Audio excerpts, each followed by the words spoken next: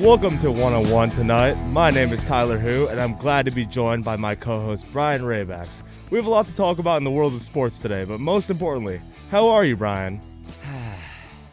There is no baseball until March 31st. Sad day. It's a tough blow, but, at the same time, we just had a great World Series. We just wrapped up. Congrats to the Atlanta Braves, by the way. Indeed. Kudos to them. It was a good series, and I'm excited to get into it with you, Tyler. Glad to be here. Yeah, we got a lot to talk about. It was a fun series, but let's get started. Let's give a little rundown of the show. We're gonna talk a little bit about the World Series.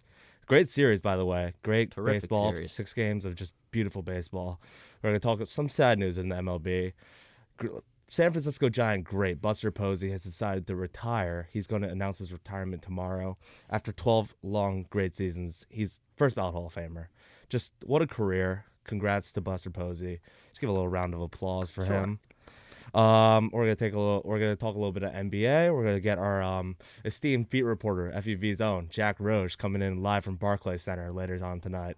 We're gonna talk a little bit about Knicks, the Nets. We're gonna talk a little bit about the new foul rule, how that's affected play so far in the regular season. And then last but not least, we got a lot to talk about with the NFL. It's been a very, very long week with the NFL. A lot going on with injuries, off the field stuff, and what's next for the Giants and Jets. But let's get started with, honestly, just a little bit bittersweet. I know, Brian, you mentioned it in the intro. It's certainly bittersweet for me. I agree. Fan. I mean, it's bittersweet that we're not going to get baseball for, honestly, who knows, because there's a new CBA I don't want to negotiations. think about that. I don't even want to think about it either, but congratulations to the Atlanta Braves for winning the first World Series since 1995. They defeated the Houston Astros 4-2, and they won decisively in Game 6. And speaking of decisive, that's the first worry I had with Atlanta sports. If you know anything about Atlanta sports, it's been a rough decade or two for the Atlanta sports teams. They've come so close, yet so far. Last year, they blew a 3-1 lead to the Los Angeles Dodgers in the NLCS. In 2016, everybody knows the Falcons blew a 28-3 lead to the New England Patriots in Super Bowl 51. However, decisive. They came out hungry in Game 6. They did not think about blowing the lead. They just came in hitting, just slugging 3 big home runs at the hands of Jorge Soler, the World Series MVP, Freddie Freeman, Atlanta legend, and Dansby Swanson, Atlanta's very own. What a game, though, really. What a game. Atlanta sports are starting to look up. I'm just glad that Atlanta won. They really deserved it. Yeah, no, they certainly do. I mean, you talk about all the suffering that Atlanta sports fans have gone through. You just mentioned it all. It's a long list. It's right. It's a little too long for a lot of I'm sure a lot of Atlanta sports fans liking. So definitely great to see the Braves win again. They haven't won since 1995. It's 26 years. And then obviously, we know how I imagine a lot of our listeners feel about the Houston Astros. So right. They come short once again. And the Braves, Braves doing a great job for baseball.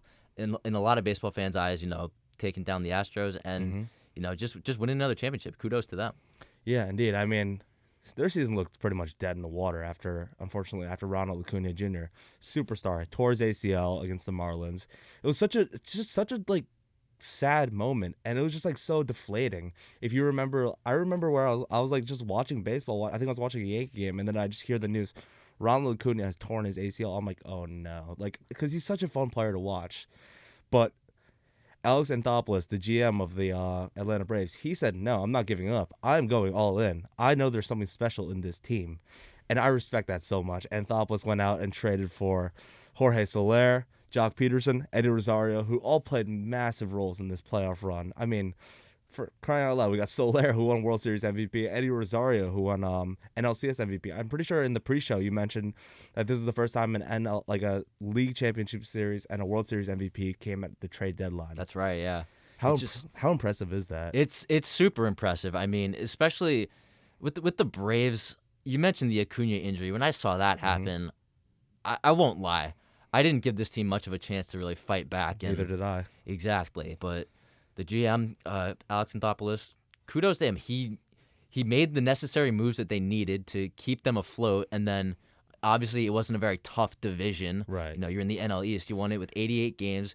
Right, and came off of a very hot second half of the year. Exactly, but once they got there, they got to the playoffs. The Braves reminded a lot of baseball fans of what happens when a team gets hot at the right time. Exactly. A lot of people kind of forgot that with recent years. You had the Dodgers winning, and then you had all the Giants with 108 wins. Yeah, the Astros. Yeah, Astros in the past. But does this remind you a little bit of that 2019 Nationals run? Oh yeah, I agree. I said this. I said this on a Nosebleed podcast right before the World Series. They reminded me a lot of the Nationals team, and then it just parallels like almost too much. You go into Houston and you win the World Series there, come out of the NL East. It's just, it's a great story, and it's good for the sport of baseball. The Atlanta Braves. A lot of people didn't give this team a chance in even July, but this is why we play 162 games. The Braves got the deadline acquisition they needed. They got hot, and it ultimately led to a World Series victory. I mean, if you look at the team just in general, story is resilience, a ton of resilience. You look at how many guys have went down. I mentioned Acuna. I didn't even mention their ace in many people's eyes, Mike Soroka. At the beginning of the season, that's a big loss too. Yeah. Soroka came into the season and he was going to be the ace. He's like 22, 23 years old, stud of a pitcher, absolute beast. That rotation projected to be one of the best in the league. Before the season came in, you got Soroka, you got Max Fried, Charlie Morton, Ian Anderson. And that's a four-headed monster right there that could rival with most teams. However, Soroka went down with a torn Achilles, which is just a brutal blow. It leaves a sour taste in like the mouths, like the beginning of the season, mid-season of Braves fans. You'd think, all right, the season's over. We're gonna come back. We're gonna reload next year with a healthy Acuna, healthy Soroka, healthy new team. But no, they don't give up. I mean, and guys like Freddie Freeman started off so slow. He had one of the best second halves in baseball, and I'm just so glad that he got to win a World Series. I am too. He's like one of the most likable players in the MLB, but that one little piece of his legacy was missing the World Series. He was an MVP, a multiple-time All-Star, just a stud, and just you saw in that post-game press conference with Ken Rosenthal what he said, I'm speechless. He was at a loss for words. Loss of words, and I love Freddie Freeman so much respect to him. How could you not? I mean, Exactly. He's a great guy, and he's a great player, too. He's fun to watch. I mean, and he's just been going at it for so long. Right. He's been in this league for what feels like forever now, and he was just missing this one thing thing to cement his legacy. Now he certainly has. Now it's there. It's a beautiful story. Exactly. How can you not get romantic about baseball? Exactly. It's just a great sport, and it is. It culminated last night.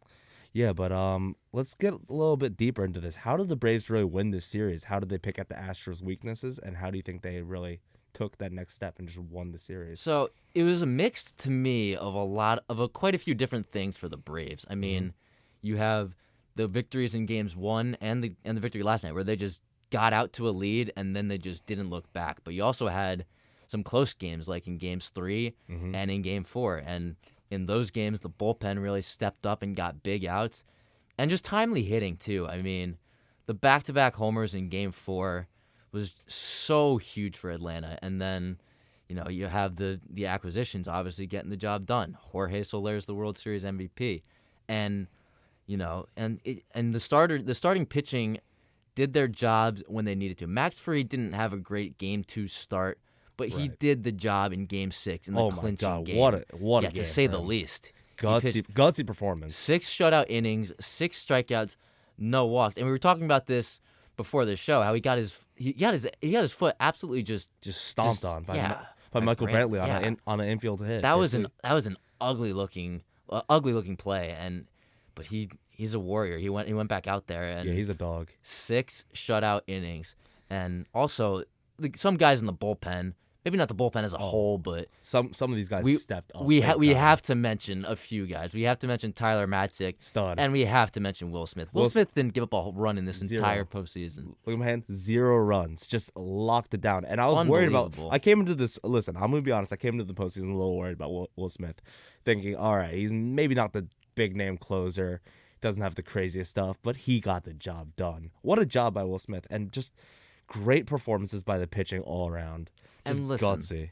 When you get into the playoffs, it doesn't really matter what you did in the regular season. It's all about what you do when the spotlight's the brightest. And Will Smith, he did that to say the very least. But the Braves, I feel like they also kind of exposed a pretty weak Astros pitching staff. Yeah, definitely. I mean, this isn't the Astros pitching staff that went into the 2017 World Series or even 2019 also. That team was disgusting. Yeah. Verlander, Cole, Morton, this is a shadow of that. But now, team. yeah, none of those guys are there except for Zach Greinke. Exactly. And Like, Greinke is a shell of him, his former Yeah, self. if you're going to war with, Luis Garcia in Framber Game Valdez, 6. Luis Garcia, Zach Greinke, you've lost Justin Verlander to injury, you've lost Lance McCullers to injury. That was a McCullers huge is massive. loss. He was dominating the it was the Red Sox, and then he just got hurt, and it's like that kind of took the lifeblood out of the Astros pitching staff. That was a big loss. And Yeah. if you're Luis Garcia, Mm-hmm. 2 2/3 innings last night, giving up 3 runs, it's just not going to cut it. So I Right. think, and Especially when the offense just isn't doing anything last night. I think the Astros had a bit of a weaker pitching staff than we kind of took account for, and the Braves did a good job of exposing it. Right. The Braves, yeah, exactly. They took advantage. And one stat that I want to bring up that's very important. Home runs win playoffs. So if you're listening, do not let anybody tell you that small ball wins in the playoff games. Home runs win in the playoffs. The stat that says it the best, the team that hit more home runs in this playoffs was 25-2. 25-2.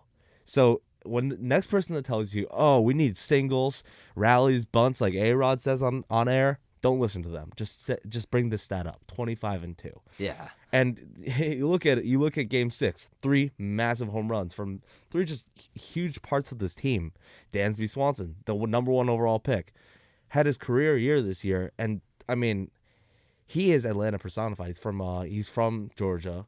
He was emotional in the post game presser, and like that just shows how much this team loves each other, and I respect that so much. Yeah, they got great team chemistry, and they had a lot of ups and downs this year. We documented that quite a bit before, but now they're at the highest of highs, and it's a special team, and a special bond that they have brought together. Team of destiny, if some might say. Yeah, how could you not enjoy this? And I mean, if you want to talk about the Astros a little bit, Right, I saw this Astros a tweet little bit. this tweet last night from Jake Sumaraj, and it kind of really summed it up perfectly. This team made 5 straight ALCS, the World Series 3 times, 1 championship, and the only thing they'll be remembered for Is the cheating scandal. the sign stealing scandal. Just really kind of speaks a lot. But yeah, the Astros just came up short, and now the Astros have a couple big decisions to make. They could have a very different team next year. This team next year is going to be very, very different. Carlos Correa is a free agent. Justin Verlander. There's a couple free agents that we got to talk about, but most importantly, Carlos Correa, the heart and soul of this Astros team, the stud shortstop. He's going to free agency. He's going to be highly coveted. I mean, 10 years, $300 million, all this, all that, yada yada. Whatever Lindor got, Correa is going to get more. Correa is a stud. He was a 7-win player this year, 7 wins above replacement. But he had a little bit of a tough playoffs. He was getting moved all over the place. He started off super hot. He started off he was like really dominating the ALDS. Well, ALCS. just before we get into more of Correa, Yeah. a lot of Astros hitters had a tough time in the play. Right. Bregman looked what terrible. happened to him? Bregman, he's had, since the pandemic, he's just had a rough go of it, and he's just not the same player. And he's still young, so I think he's going to turn around. Yeah, but then also you have a guy like Jordan who is so good in the ALCS. Oh my God, Jordan was disgusting in the ALCS. No one could get him out, and then in the World Series, And he he kind of couldn't just get goes on quiet. base. He had 2 hits, I think. Yeah, One in Game 6 that didn't really matter. you're not going to win a lot of postseason series by just having your big guns on offense just go quiet. Just go and that's quiet. exactly what happened to the Houston Astros. In this They really World went Series. dormant. I mean, like, if you look at it, nothing showed up. There's just like the offense only showed up for, let's say, 2 games. The 2 games that they won. Game 2 and Game 5. They scored 7 runs. They scored 9 runs. Other than that, you got a combined 6 runs in 4 games. That you don't win baseball games by scoring 6 runs in 4 games. It's not going to do it. We saw it with the Red Sox in the ALCS too. They didn't. Their offense didn't show up when they needed it. They peaked too early. Exactly. They started off way too hot and then just fell out. The Astros figured them out. Alex Cora kind of messed up a couple games. I'll say this, say that. He was not the best manager. But, it's all about if the offense can show up, and the offense did not show up. No, it did not. I mean, your big guns just didn't show up. It's not just not going to cut it. And then you add into the fact that, the pitchers didn't really step up. Zach Greinke, Zach Greinke did a good job hitting in this World Series. Right, he had a little boom, a little hit, a little Yeah, single, but hit 105 off the bat, but like you don't expect that. sure. But But like his pitching, ultimately, it's all about pitching. the Come pitching, yeah. on, he And gets then paid. you He gets have paid for pitching. in Game 1, the pitching wasn't there, and in Game 6, when your season was on the line, it wasn't even really there in Game 5 either. It wasn't. Give up a grand slam in the first inning. Exactly. Adam Duvall with a big hit. Another trade deadline acquisition right. that I completely forgot about. Wow, that they really went all out this deadline, and it paid off. This Braves team, unbelievable. Tyler, how often do you see? And the answer is probably going to be never. When have we seen a team, invest this much in players at the trade deadline, and they all play Every a single one of them huge paid role? off. Every single one of them. Rosario was obviously the NLCS MVP. Oh my God, he was so good. He was so good in the later parts of this postseason. Ridiculous. Soler, as we mentioned. Soler hitting four. All right, first of all, 446 feet in that Game 6 home run. Oh my I call BS. I think that was 500 feet easily. That reminded me of that Pujols home run off of Brad Lidge in 2005. Unbelievable. He man. hit it out of the stadium, just gone. Like unbelievable power. Right. And then you have Duvall, who had some big hits as well. And then you got Jocktober. Jocktober kind of cooled off in the World Cooled Series. off in November. Then again, November it's not Jocktober anymore. That's Jorge Soler's month. We can cut him some slack for that. Yeah. But yeah, all these guys stepped up huge, and this is ultimately what put them over the hump. I mean, Jocktober transferred into Soler power. Unbelievable. That team, just big hitters that don't care about what other people think. Like, they just came in angry, came in hungry, and like all these injuries didn't matter to them. They just came in hot, and wow, oh my God, what a show they put on. Yeah, they really showed everybody. And again, if the season ended in July, they're not in the playoffs. Braves wouldn't be there. But ultimately, a lot of baseball fans kind of need to remember it's 162 games. We play 162 for a reason. Sorry, Mets fans who heard that last part with the Braves. Yeah, I'm sorry. Mets fans, I know a couple Mets fans that were just livid this World Series. I would be too. But they were not happy. Yeah, but you see, the Braves just have a great second half of the year. They're really just resurrected after the trade deadline, and now look at them now. World Series champions. You can't take that away from them. Team of destiny. What can I say? But let's go to the Astros for a second. They're most likely going to lose Carlos Correa. I wouldn't even say most likely. I think they're guaranteed to lose Carlos Correa. They're guaranteed. Correa's not. He's not coming back. He declined the extension. They tried lowballing him. Did not work. Correa basically he wore the backwards cap during his conference, not showing the logo. He's gone. Hasta la vista.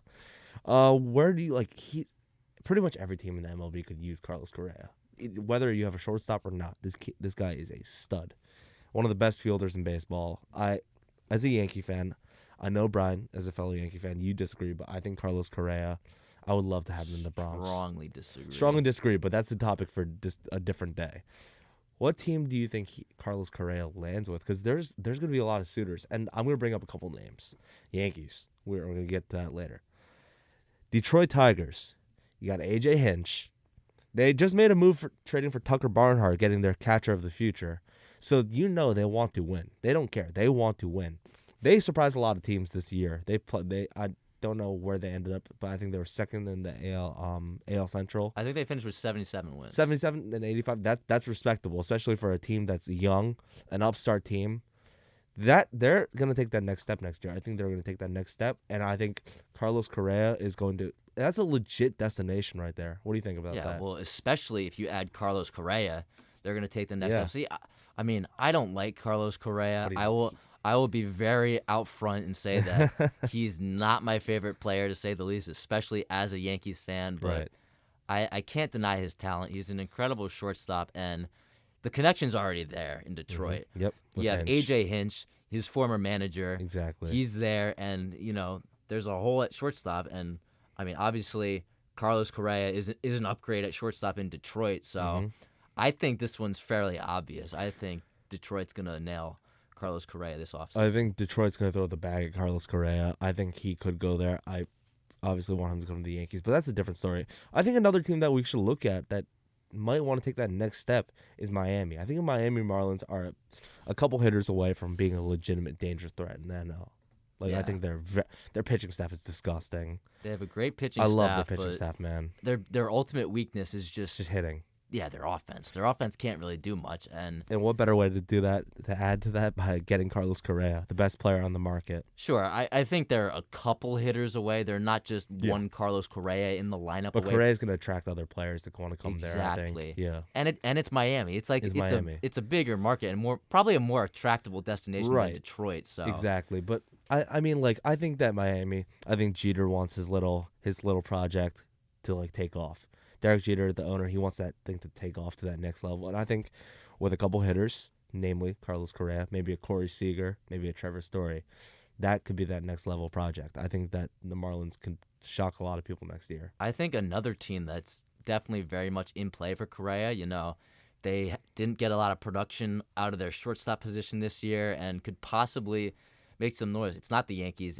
I know it's not. It's the Philadelphia Phillies. I think, they Really? have Didi Gregorius is now a free agent there. Yeah, Didi's not. He's done. And, I mean, there's a hole there. And the Phillies have the money to Right. get a big contract out of Carlos Correa. So I think that's also another suitable destination for him. I mean, if you know anything about Dave Dombrowski, that man likes to spend and spend big. He will No go out. question about He is Mr. All Out, and sometimes it pays off. Red Sox World Series in 2018. Sometimes it doesn't. Phillies example.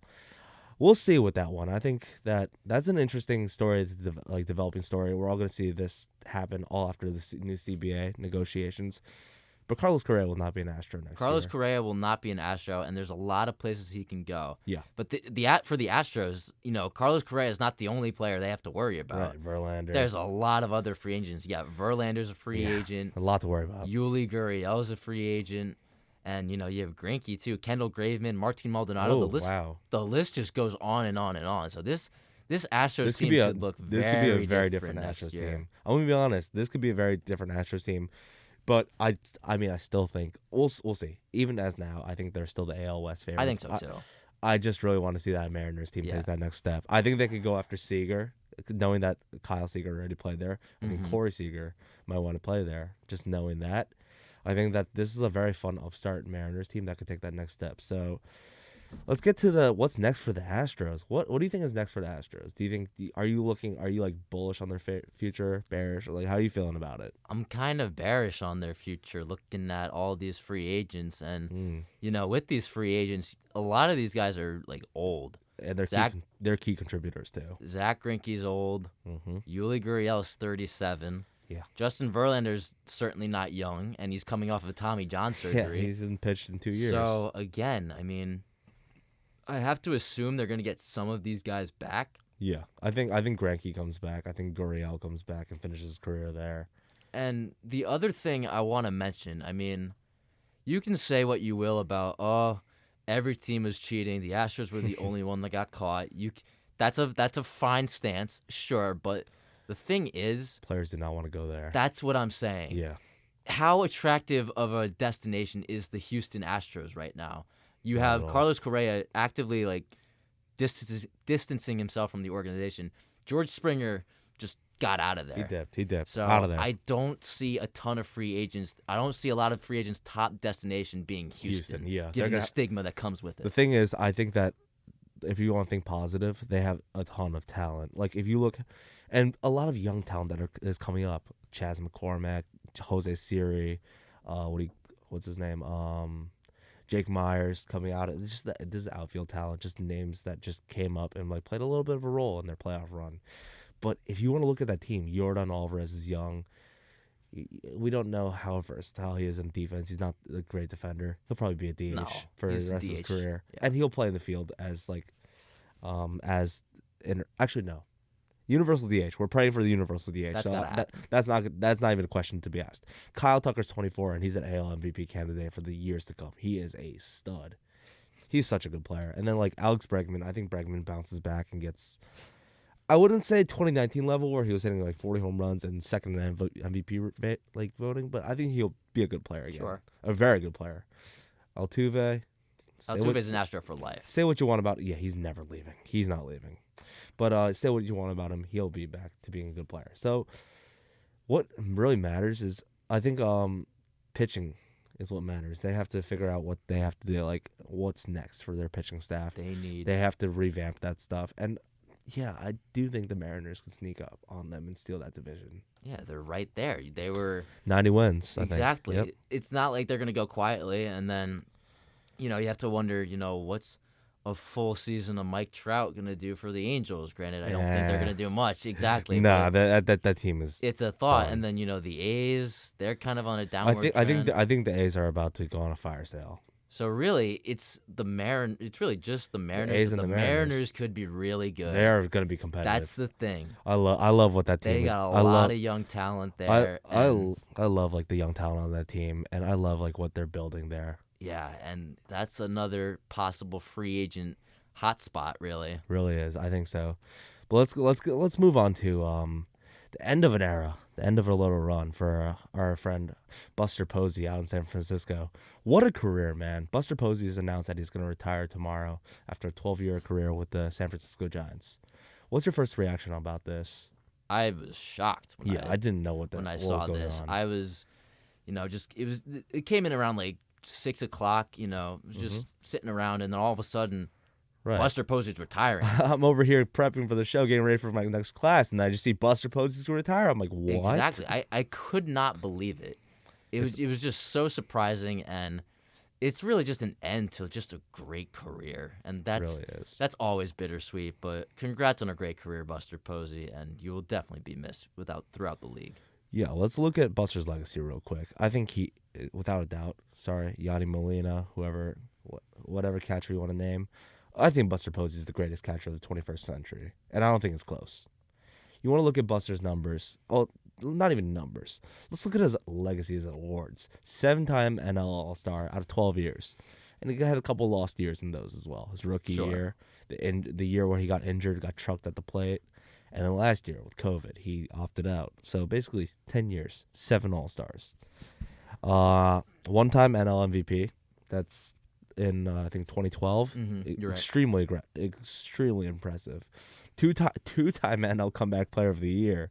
I mean, no, twice. Who does that?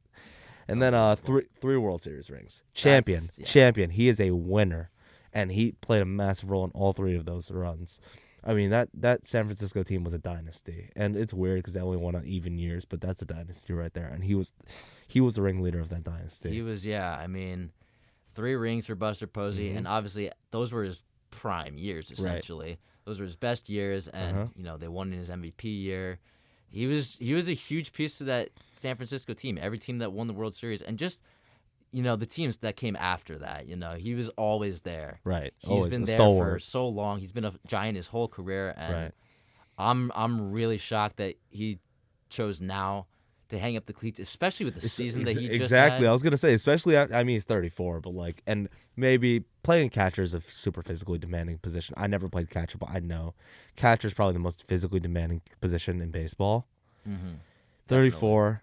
I guess it's slowly time to ease into retirement, but man, what a season he had. Yeah, he had over 300, which a lot of people, given his last 2 seasons before that, a lot of people didn't think he had that in him. I mean, nobody really thought the Giants, anybody of those. That's those also guys, true. yeah. And then he had the 18 homers, the 56 RBIs, and leading that team to 107 wins and being the guy at the backstop, just all reliable.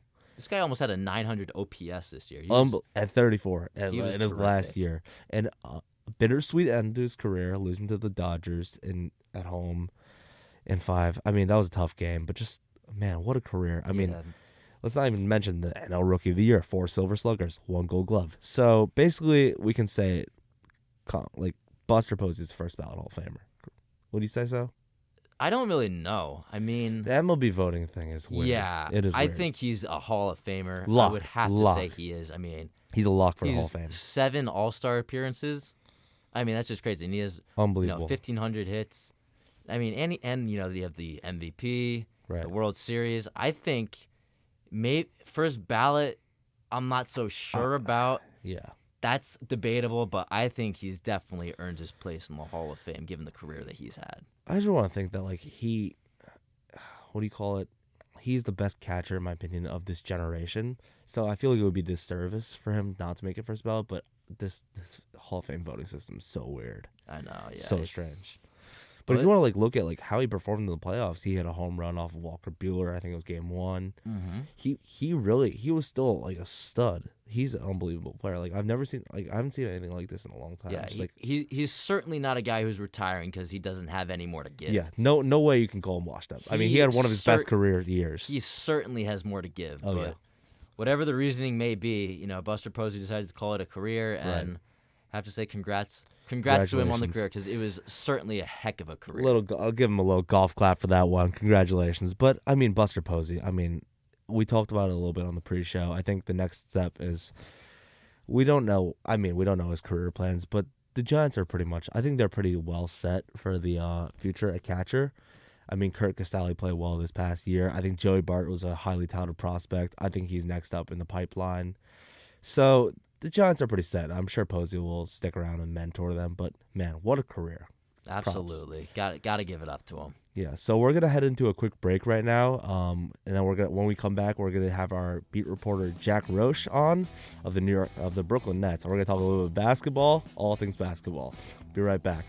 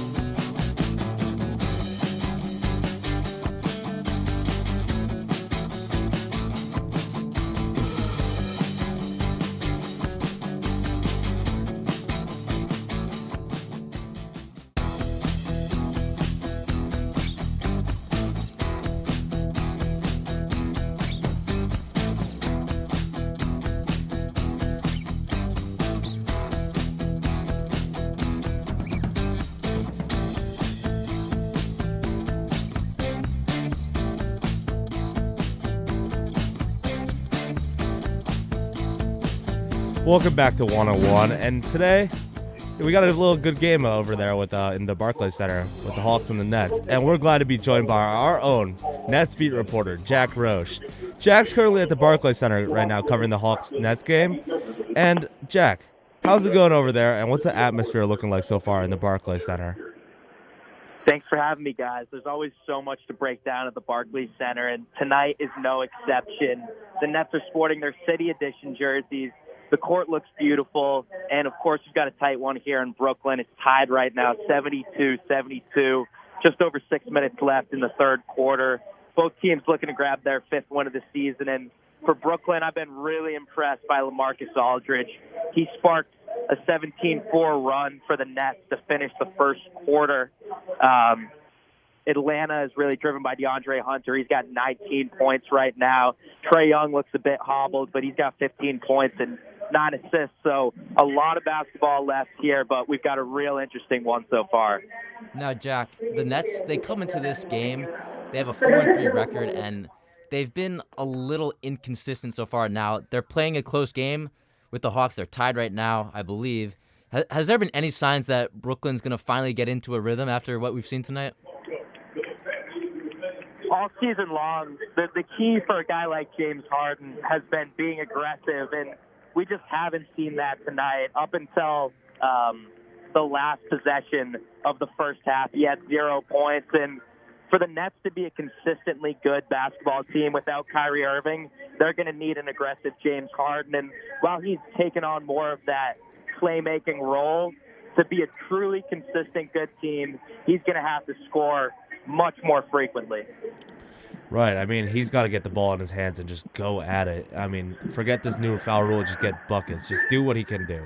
But, Jack, what is this team's current vibe right now? The general vibe, as you've been around the guys, with all the scrutiny they've been put under, what's the team's general vibe right now?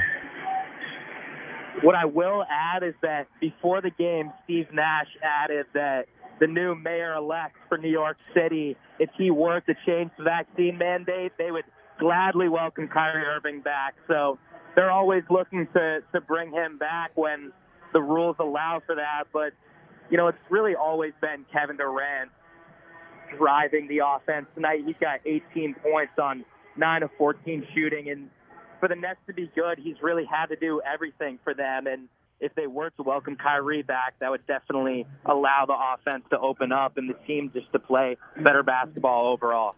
Yeah, I mean, Kyrie's certainly the elephant in the room when discussing this team. He's the big gaping hole on the team. We know he's not there. And given the slow start James Harden has gotten off to by his standards, do you think it's an absolute necessity the Nets need Kyrie Irving back, or can they survive a little bit longer without him? I think they can definitely survive longer without him, but you're going to need more than 6 points from James Harden halfway through the third quarter. And don't get me wrong, 10 assists is always a great sign from James Harden. You know how capable of a passer he is, but you're just going to need more offense. Guys like Joe Harris aren't always going to be perfect from three-point land. Right now, he's put up 5 3-pointers, 15 points. And LaMarcus Aldridge isn't always going to be that boon on offense that he's been. So they're just going to need more from Harden, who's looked great at times, but he really is that number 2 option. So they're going to need to depend on him going forward if Kyrie's not an option. Well, Jack, we've gotten to the players already, but if you've heard anything from the fans in general, what are Nets fans' thoughts on Steve Nash as a head coach so far? I know he's been a little bit a little maligned, but I want to know what your thoughts from what you've been hearing in the stadium so far. I think the Nets fans are giving him time, and pregame he talked about how this year's just been so much more different for him in year 2, and just the challenges that he's had to face have kind of been unprecedented. I don't know how many coaches we've seen in the position that Steve Nash has been thrusted in this season. So they're 4-3, looking to get win number 5. Definitely have looked like a great team at times, and yes, they have their flaws, but I think that the Brooklyn fans are giving Steve Nash his time as this team finds its identity. Jack, it's a close game. It looks like it's going to come down to the wire. What do you think the Nets need to do in the fourth quarter to pull out this victory?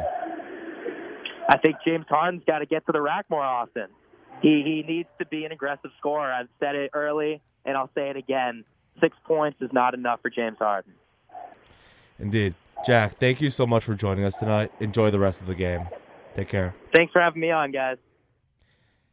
I mean, it's always a pleasure having Jack Roche on, one of our own. Just what a great guy. But yeah, he's doing his service, just being the Nets beat reporter. And you know what? Good luck to him. I hope he enjoys the rest of the night. But yeah, the Nets are in an interesting place. They got a very good game going on with the Hawks. I mean, 2 just fantastic basketball teams. Yeah, I mean, it's a close one. It looks like it's coming down to an exciting finish, but yep. Yeah, the Nets, Kevin Durant's having another great night, but again, Jack mentioned it a lot. It's more about James Harden, and especially with Kyrie Irving not being there, James Harden needs to step up, and we're not really seeing that tonight, and we haven't really seen it much all year. He had a good second half in the game against the Pacers, but ultimately you need to see more out of the former MVP that you invested so much in last year. 100%. Well, guess what? The Nets are about to go on a little 6-game road trip.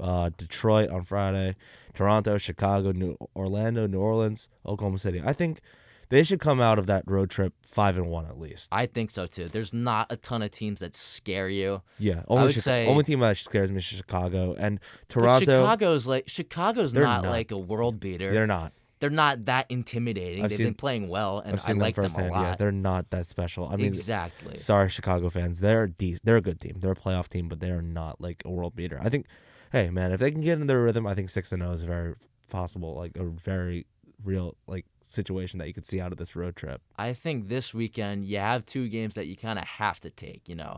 Obviously at Detroit you have to win Oh that yeah, game. 100% have to win that Detroit's a game. disaster, and then I know the Raptors have gotten off to a nice start, but I don't see them doing a ton this year. I think that's a team that you're obviously better than. And That you is gotta a beat them. the thing is that's a trap game. The Knicks, as a Knicks fan, I saw that firsthand Sure. on Monday, which we're actually gonna get into a little bit right now. The Knicks coming into the season 5-2 with big wins over the Celtics, the Sixers, and the Bulls.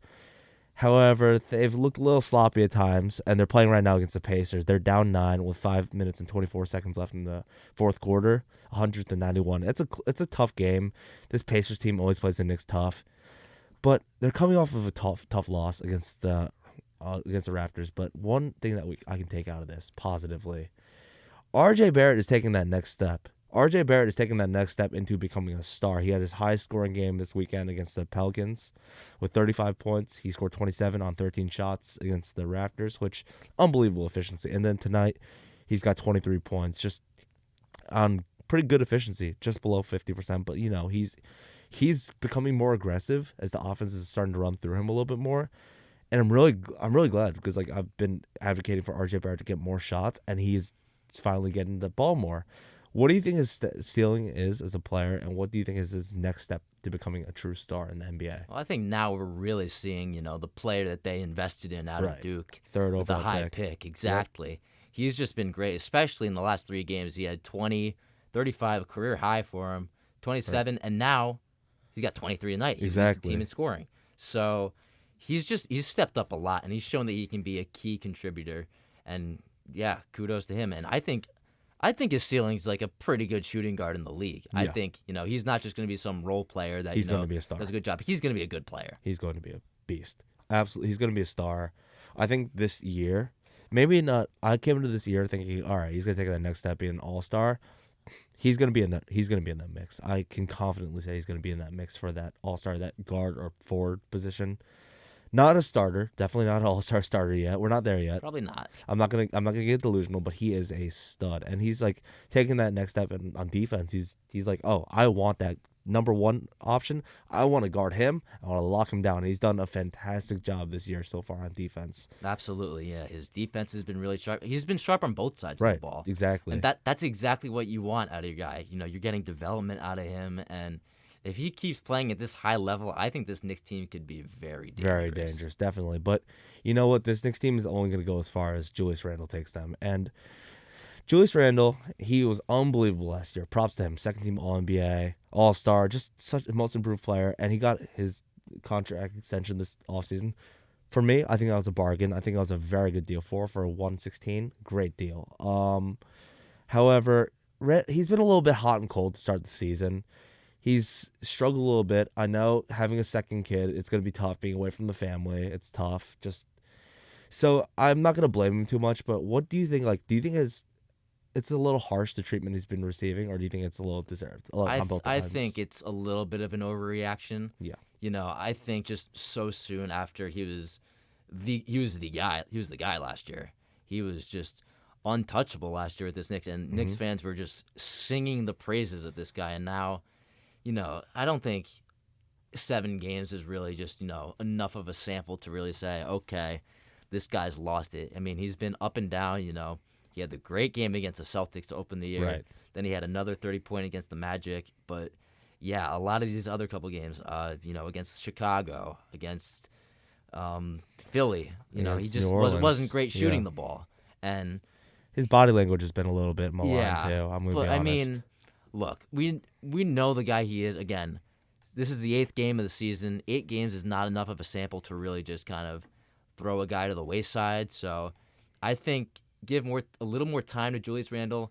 Defenses are kind of, looking out for him a little more now that he kind of made the statement he did last year. Right. So I think there's a lot of factors, but I think Julius Randle is going to be okay as time progresses. Right. We knew, as Knicks fans, I knew that Julius Randle would take a little bit of a step back with his scoring load. What I'm more worried about is his defensive effort recently. It's been a little bit shaky. It's been a little bit disappointing. But I'm sure Randle is going to get more comfortable as the season goes on. Obviously, new team, much upgraded on the talent. Like, the talent level is just different. Like, there's At Kemba, the addition of Kemba's Kemba, been huge. huge. A little rough tonight, but you know what? It's okay. He's been One game. fantastic for one game. He's been fantastic all year. Evan Fournier is just a sniper. Evan Fournier is a great 2-guard right now. He's been playing fantastic. And this team it's an interesting team. I didn't have championship expectations coming into the season. I don't think any Knicks fans did. I think my expectations was playoffs, top 6 seed, and just compete, get into the second round. I think that's pretty realistic. What do you think? As you're not a Knicks fan. I know you're a Nets fan. I know you're a Nets Get fan. that out of the way. Yeah, but like as an unbiased perspective, what do you think the Knicks fans' ceiling is this season? The Knicks could just easily be right where they were last year. Right. I 4 think seed. I'd be happy with that. Of course. I mean, they're not going to be a top dog in the East. They're going to they need a star, Right. a star player to Like do a that. true star. Like Julius Randle's a Exactly. great 2. Not a one option. But they don't have like a Damian Lillard or somebody. Ooh. Oh, speaking of Damian Lillard, he's been struggling big time this year. Yeah, well, But well, yeah, hopefully we'll get into he that in a gets it second. turned We'll get around. into that in a second. But like, yeah, you're right. A star, a true star, that alpha who can take that shot at the end of the game. Yeah, you're right. So I don't think they're at the level of competing with the Bucks. I mean, we'll see. They have a couple games against them this week. Oh yeah. I don't think they're on the level of Milwaukee. I don't think when they're fully functional, I don't think they're on the level of Brooklyn. Yeah. And I wouldn't say Philly either. Yeah. And, you have the I think we're in line with Philly. I'd say. I think we're in line. Atlanta's agree to disagree. Atlanta's somebody I'd worry about a little more. And Atlanta's also another problem too. So Miami. you have Atlanta a lot of and Miami. Yeah. Miami. So you have a lot of competition. The East in is the East. the East is stiff this But year. I think this Knicks team easily could get the 4 again. Mm-hmm. Maybe that's pushing it. That's like the ceiling. Maybe say push it between down 4 to and like a 6. 5 or 6. I think they can avoid the play-in. Yeah, and, I'm confident in us avoiding the play. Yeah. The Knicks avoiding the play-in. and a playoff series win, I think, is absolutely not at all out of the question. Massive success if that happens. I'd be ecstatic as a Knicks fan if that happens. But let's move on to a little topic of controversy that Nets fans might have to have a little word about. The new foul rule. The new foul rule where you can't really lean into and initiate contact as an offensive player to draw fouls. You've seen a little bit of a downturn in a lot of offensive productions from some players, namely James Harden. Trae Young's been fine. His efficiency's dipped a little bit, but Trae Young is a guy who was notorious for that move. Damian Lillard. What do you think? What do you think this foul rule is good for the NBA as just a casual viewer? It just makes the NBA a more enjoyable product. Mm-hmm. Like, it's not exactly appealing to just see guys, flailing their bodies into the Right. defender, Just doing this and just Exactly, doing just so that you and just can- getting 3 free throws. so you can get 3 foul shots. Like, come on. It was terrible to watch. It was just it got to a point where it was ridiculous, and the yeah. NBA really had no other option. So I think they were definitely right to implement this rule. But we're seeing now a lot of guys need to adjust to it. A lot of guys need to kind of rework their game. James Right. Harden. Right. Guys are now going to play harder on defense now that this bogus foul is not an option. Look at James Harden. I mean, his offensive production He's is taking a struggled. massive downturn. Even though, I mean, Nets are thriving without him. They're at a 10-point lead right now. Ooh, 89-79 over the Hawks. Great game. Gone on a little run. Yeah, the Knicks, that game's over. They're down 111-96. They got to bounce back on Friday. But this new foul rule, I think it's really good for the NBA. I'm very glad because it allows defenses to play a little more physical, a little bit more. It's like you can play defense in the NBA again. And second, it's fun seeing a couple of these superstars complain and cry about everything. It's really fun to me. Yeah, I mean that's the big thing. No one's going to be scared to play defense now. Right, exactly. Because- you can get up on guys and play Yeah, defense now. before everyone knew the shooting foul was in the offensive player's back pocket. Remember back in Houston, when James Harden was back in Houston, guys had to defend him with their hands behind their back. Exactly. And sometimes even Ricky, I remember that the Rockets play the Jazz in a playoff series, and guys like Ricky Rubio were playing behind him in fear of the step back and in fear of that foul. It was the dumbest. It was genuinely the most unenjoyable basketball I've ever seen. This is I did not like that. This is why I'm gonna be honest. I'm not the biggest fan of James Harden's game because he does initiate a little too much contact and does a little too much acting for my liking. But you're gonna see a lot of players reveal who they truly are. James Harden, I'm not gonna say he's a shell of his former self because he's taken a new role.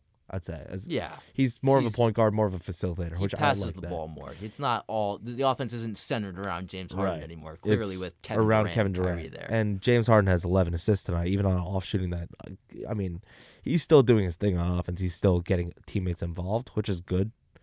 Which, guys like James Harden, Trae Young, but a guy who's noticeably been just absolutely atrocious, just struggled so hard is Damian Lillard. You mentioned it earlier. Knicks need to make a move for Damian Lillard. I heavily disagree. Yeah, I mean, it looked so good maybe a couple months ago. But now even you're then, kinda I questioning wasn't. it a Even little then, bit. I wasn't a fan. I was like, yeah, his contract's too big. He's older. He's 31, going to 32, and he doesn't play defense. Not a fit for Tibbs. And boy, oh boy, his efficiency has just been. He's been terrible to start the season. I'm not mincing any words. He's been very bad to start the NBA season. Yeah, I mean, it's definitely a problem in Portland, and I think what's happening with a lot of these guys, it's almost similar to the Major League Baseball, foreign substance crackdown. Right. It's pretty similar to that, but at least that wasn't mid-season, or this isn't mid-season, whereas that one was. I mean, I think we're gonna see a lot of guys, kind of not really. A lot of guys aren't really gonna find their footing immediately. Right. It's new territory. It's new territory for them. Right. It's definitely different. Watching, I think Dame's only really had one good game against the Clippers, and if you look at it, it's unfortunate because I like Damian Lillard. I like his game. I think he's a very talented player, but he's shooting 34% from the field, 23% from the 3-point line, which is Those atrocious. are not game numbers. Listen, and 18 points per game, that's sure 18 points. That sounds good, but the efficiency is atrocious. So that's very undame like. Only positive I can take out of it is his playmaking numbers are better. He's got 8.5 assists. He's averaging that. So I guess he's getting his teammates more involved, but it's coming at the expense of the Trailblazers. Portland needs him to score the ball, and he's not doing it. But yeah, it's just really it's very interesting to see. So we're gonna see a lot more. Obviously, it's still early in the season, but we're gonna see a lot more out of this new foul rule. See if it actually lasts a tail of time. But we're going to head into a quick break before we finish off our last segment with the NFL. We got a lot to talk about, so stay tuned.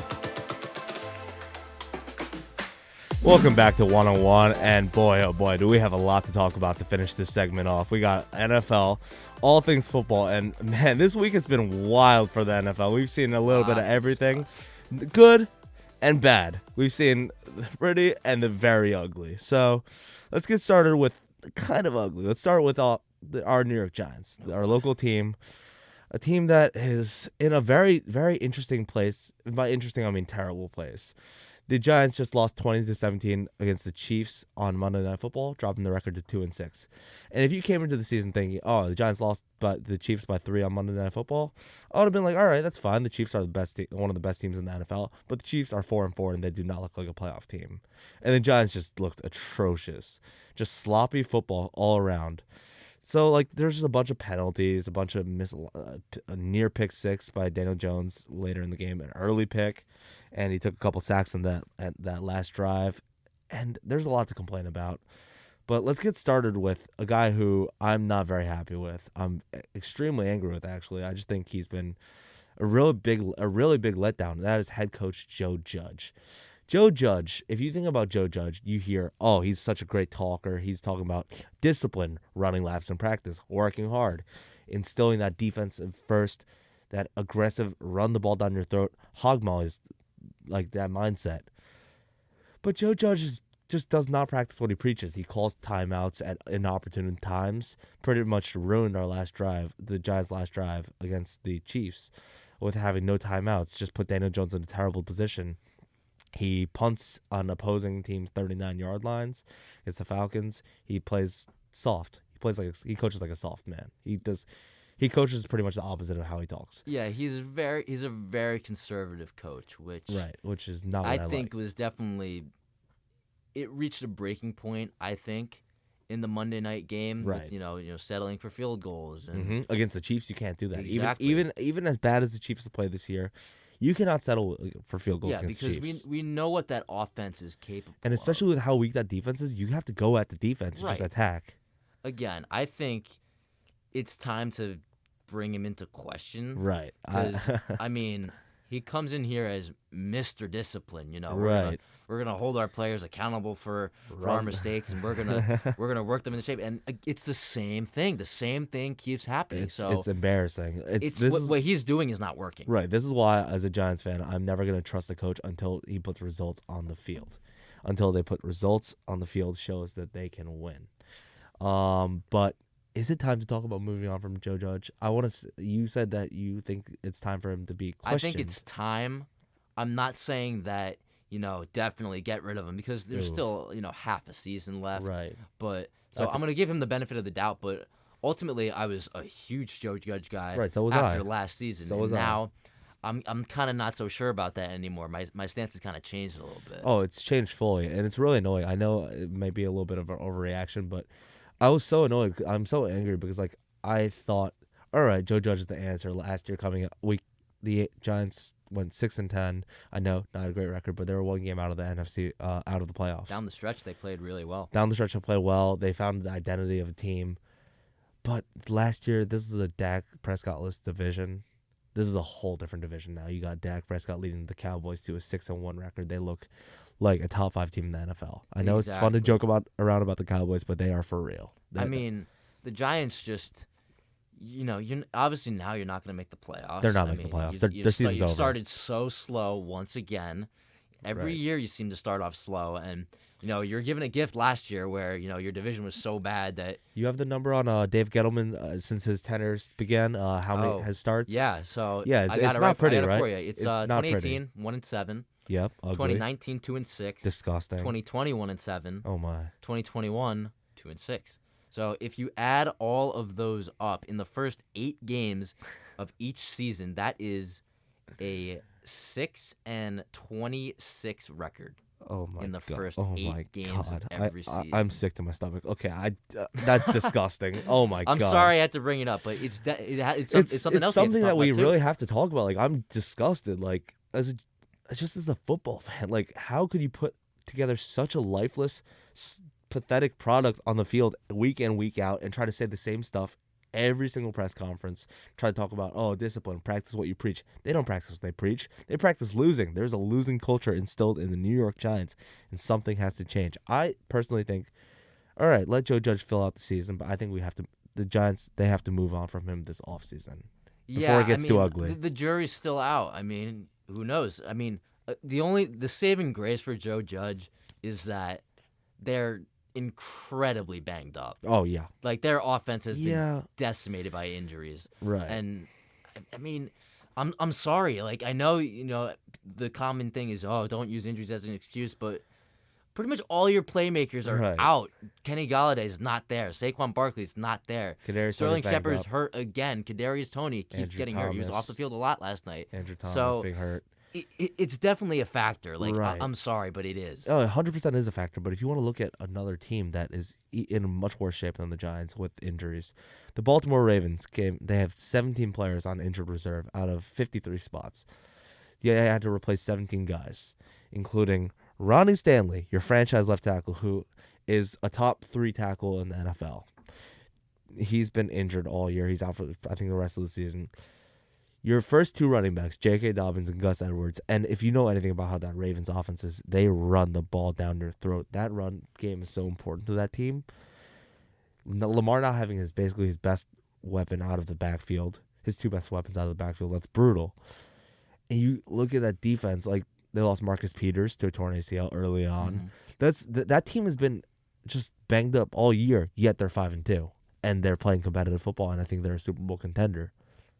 Well, I know coach this, coach that, Joe Judge versus John Harbaugh. Harbaugh's an established they're not in the great same coach. stratosphere. Right, but injuries play a factor with every team, and Joe Judge I just don't know. Like, I just don't think he's the answer just in general. Even if the guys are all healthy, I don't think he's the answer. I don't think he's a good enough tactical head coach, like a good enough coach to make in-game decisions to help us win football games and help the Giants win football games in the long term. I just don't think he's the answer. Yeah, I mean, he certainly has a lot more to prove Right. if he's going to, Stand the test of time. if he's going to be considered the coach of the future. He's got a long way to go in that regard. But Right. I mean, the Giants, it's another lost start. It's another And lost the season. The stupid mistakes, just. It- I mean, if you want to dive into the embarrassing. specifics of them, Yep. Elijah Penny had Go a ahead. big run, and then that gets called back with a taunting penalty. Mm-hmm. And then Zimenez, he steps offside for a second and takes away a Patrick Mahomes interception. And even if we're not even talking about on defense and like that stuff, look at starting off. The Giants get the stop, pick off Patrick Mahomes in the end zone.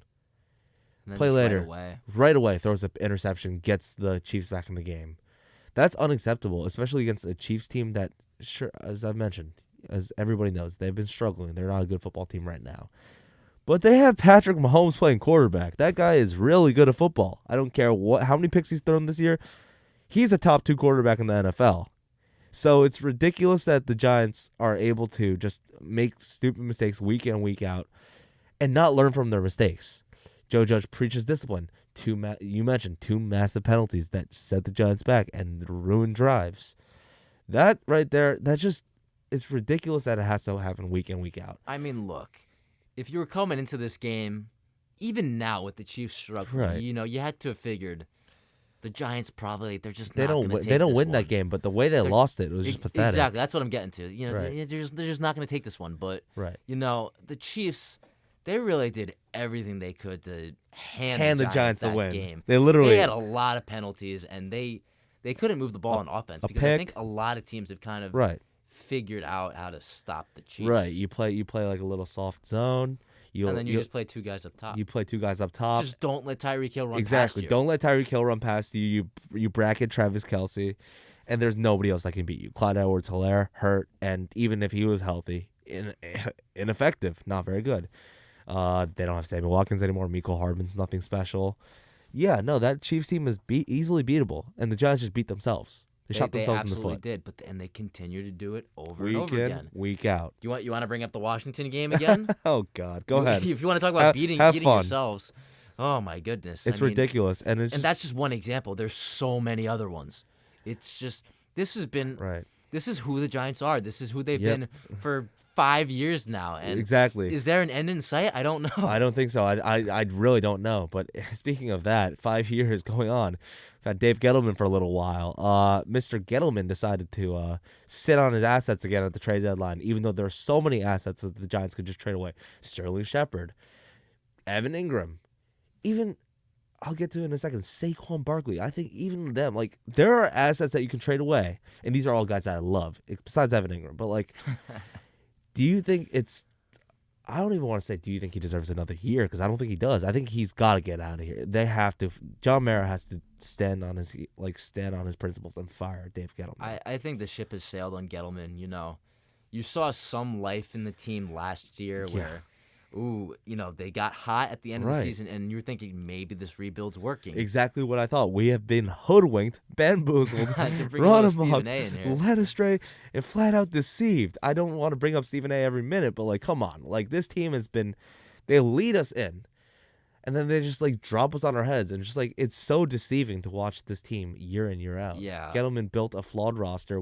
The Giants have $3 million in cap space, and there's no direction. There's no direction in this team. A lot of the optimism from last year is just washed away. Oh, it's gone. And, you could say, okay, injuries, but not really, because this is what the Giants have been for every single year Dave Gettleman has been here.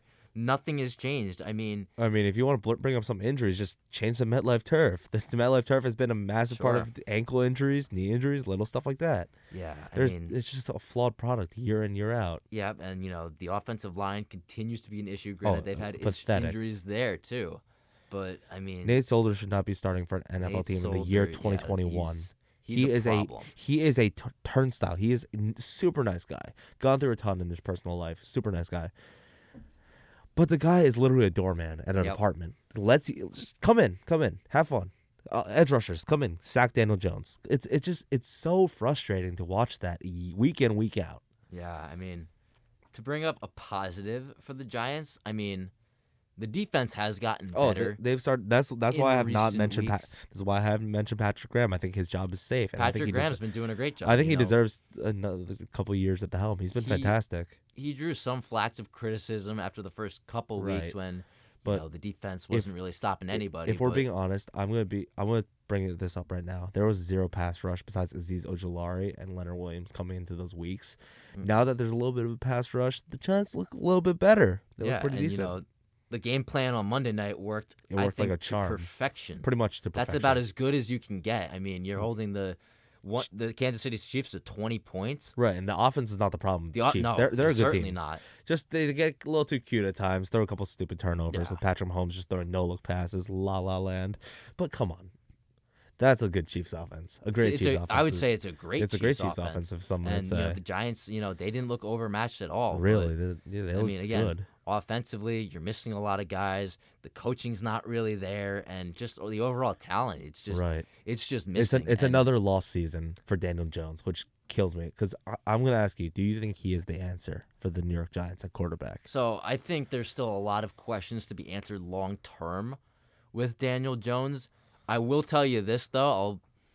I think he's played well enough to earn another season next year. I agree. He's definitely not getting replaced at the end of this season. They're not going to Sam Darnold. There's nobody in this draft class that I like enough to replace him. Right.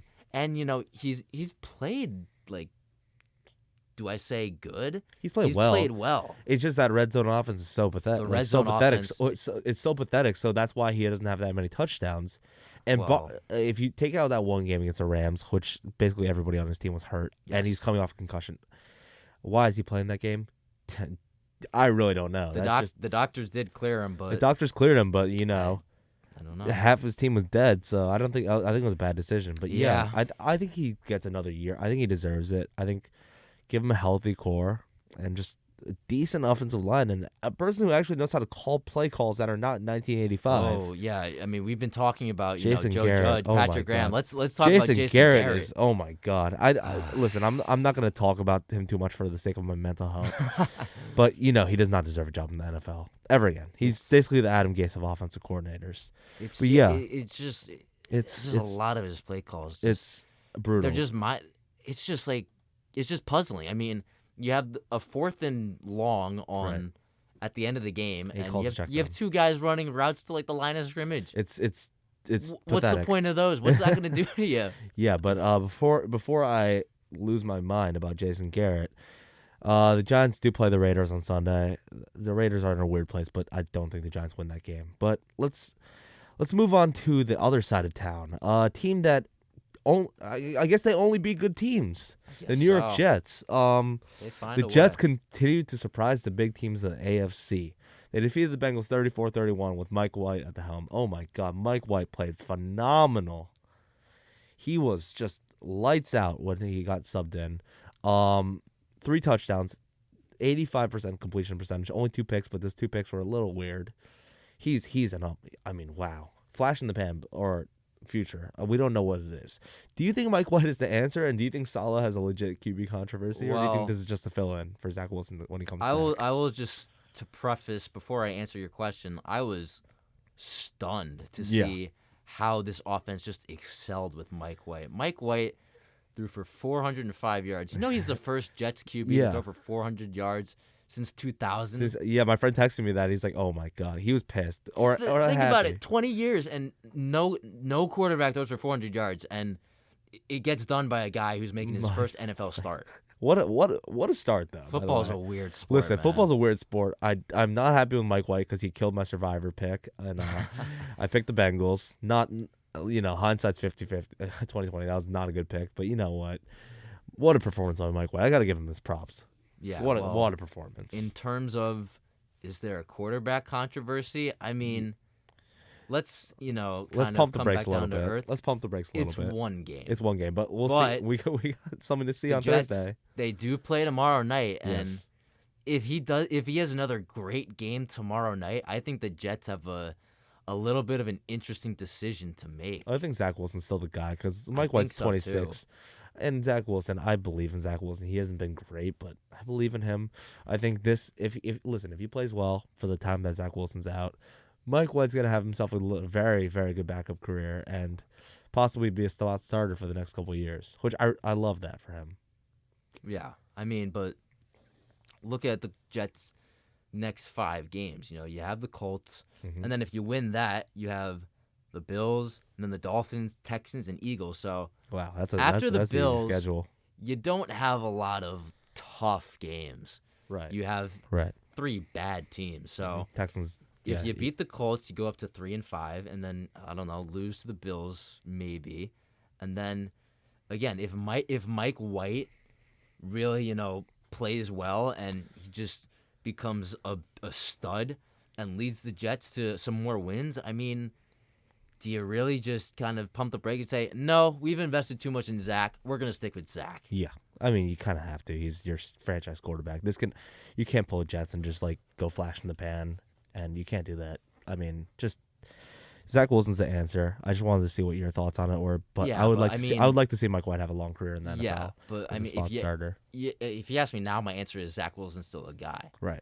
If Mike White has a similar game against Indianapolis, Right. I don't think it's a ridiculous question to Is ask. Zach Wilson really going to get Drew Bledsoe in his first year in the NFL? I mean, that would be killer. But that would be hilarious. where my stance is right now, because we have not seen him play against the Colts yet, so We have that's not. still up in the air. So if you're gonna ask me right now, I think you invest so much in the number 2 overall pick. You've invested so much in Zach Wilson. It just wouldn't make sense to just say, nope, we're gonna stick with Mike. I just think that, Zach Wilson's still the quarterback unless Mike White continues to prove himself and puts himself in a situation where you really can't take the ball out of his hands. 100%. But let's move on to a little bit of a big picture with the NFL. We've seen, this is probably the craziest week I've ever seen in the NFL, if we're being honest. Just wild stuff going left, right, and center. Trade deadline just happened. A big trade that happened that I really want to talk about because it's going to affect the playoff picture. Von Miller going to the LA Rams. Wow, did I not expect this coming? I was like, I was shocked. I did not think Von Miller. I didn't know. I thought Von Miller was a Bronco for life. I thought he wanted to be a Bronco for life, and he's probably the greatest defensive player in Bronco history. He's a legend, Hall of Famer, first ballot. But man, he really adds a different dynamic to that Rams defense that's already good as is. You get Aaron Donald eating up blocks, best defensive player in the NFL. And you got Von Miller rushing off the edge. Wow. Oh, I am so excited to see what he does for the rest of the season. This Rams defense is going to give opposing quarterbacks and opposing offensive lines just nightmares. Just oh, brutal. my goodness. I mean, you already have a very intimidating defensive front with Aaron Donald, leading Uh-huh. the charge in The LA. Now you one-man add Von wrecking Miller crew. to that. Exactly. You get Oh my you get two goodness. of the best defensive players of this past generation. And This- sure, Von Miller might be a little out of his prime. He's not washed up, But he's Definitely still not. great. He's still a stud, still a beast. I'd still gladly add him to any defensive line or edge rush group in the NFL. Yeah, any defense He's- would be lucky to have wow. Von Miller. Man, Sean McVay and This, that Rams team really wants to go all out this year, and I love it. And I'm all for it. this Rams team is scary now. I Listen, mean, I came into the season saying that Matthew Stafford would lead them to the Super Bowl. My faith in that team right now has never been higher. how could it not be? Unbelievable. I mean, you add Von Miller to this defense. Now, I mean, you have 3 elite players in, I would say, Aaron Donald. Yep. You could Jalen- argue Von Miller. Von Miller's still pretty elite. And then you have Jalen Ramsey. who's I mean, definitely the best. Like you Yeah. got 2 of the best players at their own position, and Von Miller's still an elite edge rusher. And then there's And a ton of they got a lot of other they pieces. have a ton of like, other talent like too. Taylor Rapp's good. Darius Williams. Like, they're a They're very good legit. defense. And then I mean, That's the most complete team in football. and That's then outside especially of the defense, because Tampa's been a little bit maligned with their secondary. So I think this is the most complete team in football. right? And then the offense too is just Oh my incredible. God, so fun to watch. Stafford, he just can't be stopped. And Exactly. Cooper Kupp's been having a tremendous year. Thank him. I'd like to thank my fantasy team for letting Cooper Kupp You're thrive. so lucky. Traded for him. What a trade. That's, man- that's a move of the year. Man, oh my God, that offense is disgusting. And like Robert Woods, they cut Deshaun Jackson the other day, and that doesn't even matter because they have Van Jefferson, they have Tyler Higbee, they're loaded. Yeah, they got a lot of offensive pieces. Daryl Henderson too. Yep. He's been great, and I mean, And that line is still pretty it's good. just. I thought the Rams were the favorites before, similar to you, Right. and now I think they're definitely the favorites to come out of the NFC now. The only team that I'd say can really compete with them would be Tampa Bay. Just 100%. Yeah, because of the Brady Listen, effect. you cannot count out Brady. No. I've learned this the hard way. we know all too Unless your well. name's Eli Manning or Nick Foles or a random backup quarterback like Trevor Siemian, you cannot count out Tom Brady, Thomas Edward Patrick Brady Jr. No, Don't like certainly him not. very much, but come on, you can't count the man out. Yeah, I mean, the Bucks are they're the only real competition that I can see, taking this Yeah, Rams team down. I'm- Unless injuries and catastrophe happens. I exactly. mean, are Anything the can Packers really gonna? I'm not scared of the Packers. I don't if think so. I'm- The If I'm the Cowboys- Rams, no. And then No. who else is there? The Cardinals, they've been great, but I don't think they're I winning this think division the anymore. Rams underestimated the Cardinals first time around. I don't think they're going to make that mistake No. twice. I think the Rams win the second game, even though it's on the road. I'm confident in the Rams beating the Cardinals, The Cardinals, I'm Especially- sorry, listen, they're not es- winning this division anymore. especially with J.J. Watt going down for the season. that too. Yeah. That's massive. And now Kyler Murray is dealing with an injury. Yeah, I just don't. Yeah, no, that story's great. The Rams are going to be a playoff team, 100%. But come on, I think it's the the Rams division to lose. My apologies. I It's said the Rams Ravens. conference. Yeah. to Conference lose, to lose. really. It's their I elite. mean, May I say it's their elite to lose, or is it and too then early? You could just go on. I mean, Hey man, that team is unbelievable. yeah.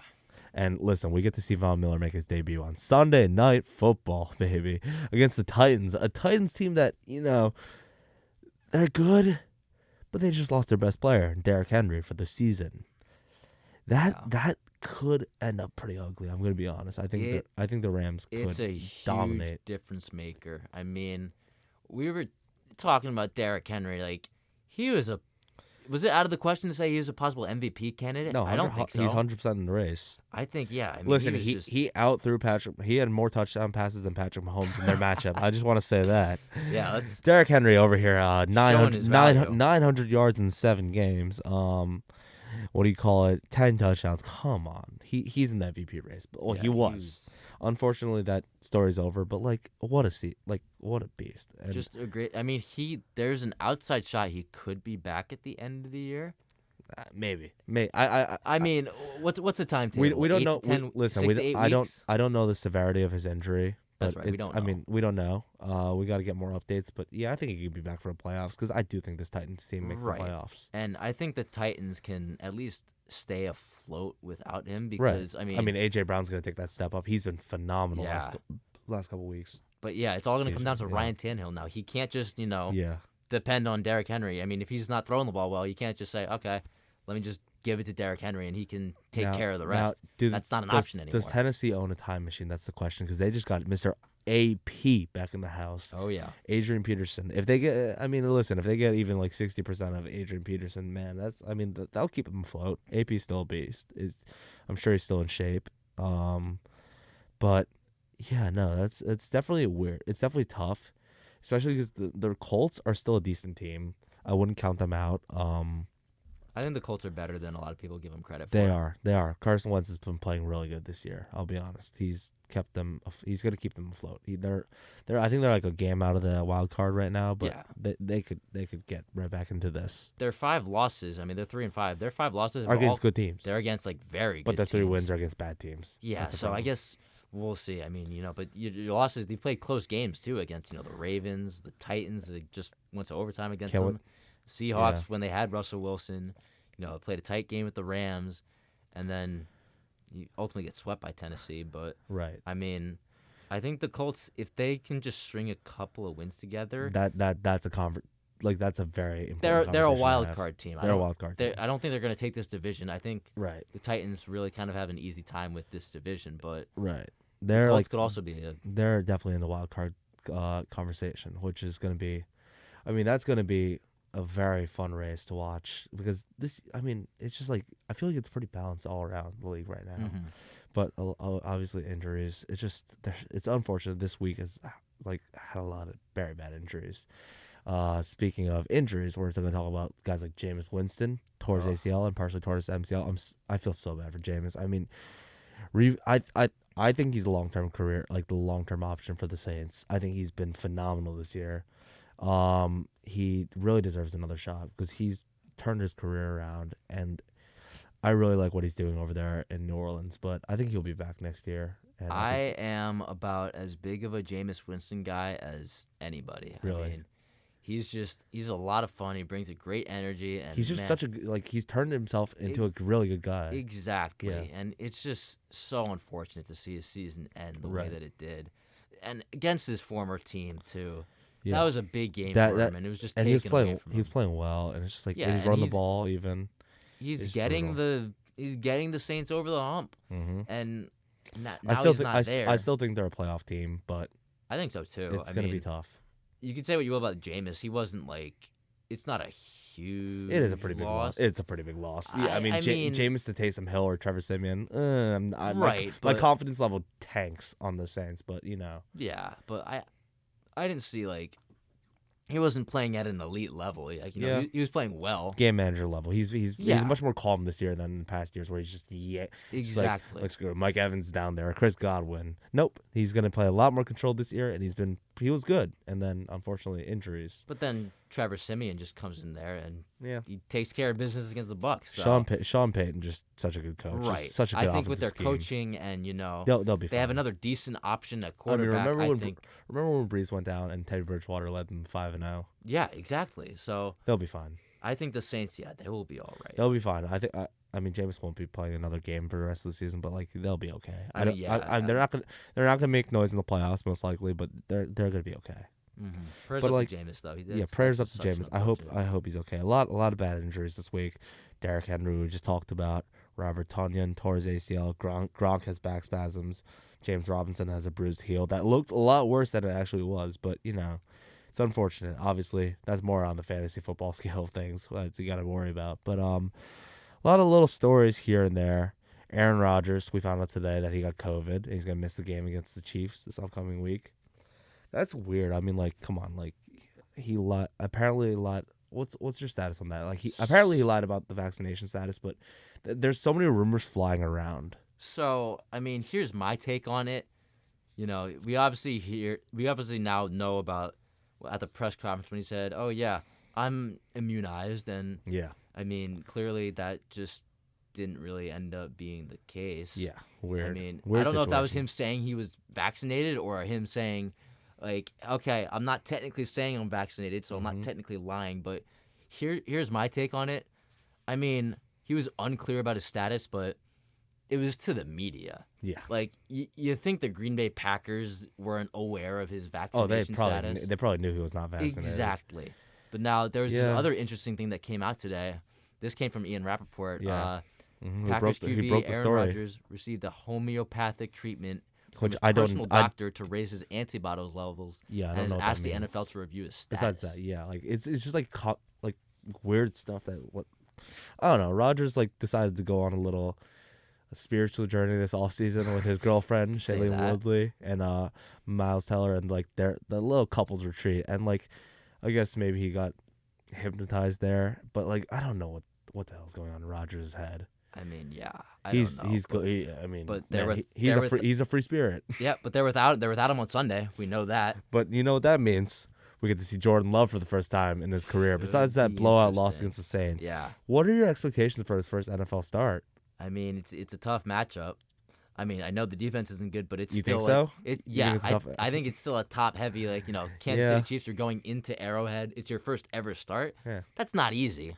Yeah, I know the defense. especially coming from a small program in Utah State. Yeah, I know the Chiefs' defense has struggled. It's terrible, but, terrible defense. I mean, they played okay against the Giants. I mean, come on. I mean, it's J- against the Giants. let's but- talk Jason Garrett versus Matt LaFleur. Let's be real here. Yeah, I mean, but yeah, Jordan Love. I mean, if the I have Pack- pretty high expectations for him coming Really? into this one. I'm gonna be honest with you. I think he's gonna play well. I genuinely think he might win that game just because I don't think he's going to. I think it's possible. I don't know because I just think that Packers defense, like that team, is just good enough. Like they're gonna make his job pretty easy. Right. And plus, like that Chiefs team is gonna beat themselves. Sure, but I mean, it's a guy. It's going Mahomes into versus his- Love. Yes, Which that's what it comes down listen, to it's for so me. annoying because I was expecting Mahomes versus Rodgers, the two best quarterbacks in the NFL, Well, and yeah. that just didn't happen. So again, we're robbed of Mahomes and Rodgers this year. Mm-hmm. If you remember, the Packers and Chiefs played 2 Right, years ago, right. or And Mahomes however was long hurt. it was, and then Mahomes was hurt. Yeah. Yeah. So we've just been robbed of this so many times. I mean, Yeah, one day. can we just see these two great quarterbacks go up against each other? One like day. just one When time. Rodgers joins the Denver Broncos next year, we'll see it. Yeah, I'm kidding. that's another thing I didn't we think will we about. will see. We will see. But to wrap this up, let's talk about what are your predictions for the rest of the NFL season? Like, who do you think wins the MVP? I got a little list here, but I want to see what you think. So now the Derrick Henry factor is It's gone. I had to take it's him out. gone. And I also He's- did not include Patrick Mahomes on here just because, it's just not his year. it's not his year. I think it could easily be Matthew Stafford. I wanted to say that. Yep. I'm sorry to steal your thunder, but Matthew Stafford has just been so good. He's just been lights incredible. out. He's been lights out. He's arguably a top 3 quarterback in the NFL right now. I Just the mean, way he's playing. Phenomenal. He's up there in passing yards. I mean, He's literally just like trailing Brady in every stat. But the thing is, he's beaten Brady head to head, dominated Brady head to head, and he's revitalized that Rams offense from like a decent offense to literally the best offense in the NFL. exactly. The thing- Again, yeah. there's still a little bit of football to be played, but I think this race between Brady and Stafford for MVP could be great. And then if he doesn't miss that much time, like could Kyler Murray also be in the conversation? Yeah, I think Kyler's in the conversation, but another guy I wanted to mention, I know his stats aren't there, but if we want to talk about most valuable players, Lamar Jackson. Like, come on. Like, as I mentioned, 17 guys on IR, a lot of major injuries, a lot of guys, he's missing his left tackle. Didn't get his rookie receiver, Rashad Bateman, until like week 4. I know the counting stats aren't there, but if he can put up some counting stats, I really want to see. I could see him really making some noise in that conversation. Well, unfortunately, Tyler, I don't think that's just how the award pickers are gonna. Yeah, that's not how the voters are gonna vote for the award. I think he can put up some counting stats. Like to the get into that situation conversation. Lamar's in. Like I get it. He's his team's been decimated, and Right. The Ravens are still great, but. It's just a game that comes down to the numbers, and I just don't think he's going to put up the numbers that can compare with It the is. Brady or the Yep. Stafford. It is a numbers game. I mean, numbers are what it's all about. But last but not least, who do you think represents the AFC and the NFC in the Super Bowl? I want to see because I'm going to say with all that's going on with the AFC and NFC, I think it's going to be the Bills and the Rams. So yes, I believe it will be the Rams in Yeah. the NFC. I was so close to saying Ravens, but I just don't know. I think they're too decimated. I mean, the Buffalo Bills have looked incredible, and they're also the top dogs in the AFC. And are the Chiefs gonna do it? Probably not. Are the Raiders, Titans? I don't know. So I We'll think see. Bills, Rams is a very safe pick, and I'm gonna have to agree with you. Listen, we got a lot of football left to play. It's going to be a great next 9 weeks. I cannot wait. But that's going to do it for this week's edition of One on One. I'm glad to be joined here with Brian Raybacks, my co-host. It's been a pleasure to be here with you tonight. Kayla Wenzel on audio production, Lou Orlando on video production. As always, Sebastian Seabatch and Annabelle Watson on video, edits, and graphics. The sports director is Bobby Chaffardini. Tune in Saturday on One on One from 11 p.m. to 2 a.m. And thank you for listening. And as always, One on One is a production of WFUV Sports.